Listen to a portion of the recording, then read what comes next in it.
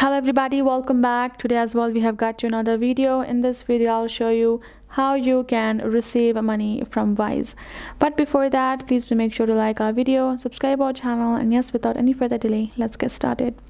So for that, all you gotta do is simply go ahead, open up your particular Wise app, and once you have done that, make sure you're signed in as well.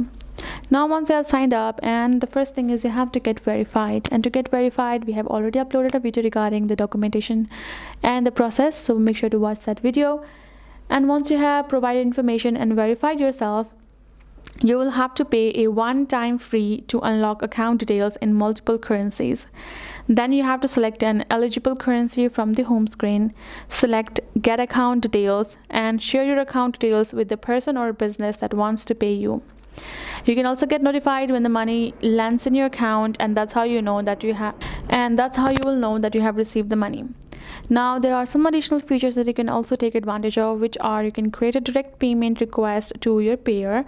Whenever they haven't paid you money, you can simply request a payment request to them.